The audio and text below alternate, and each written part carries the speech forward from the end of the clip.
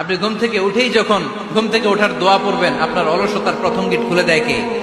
ঘুম থেকে ওঠার দোয়াটা কি? আলহামদুলিল্লাহিল্লাযী আহিয়ানা বা'দামা আমাতানা ওয়া ইলাইহিন নুশুর।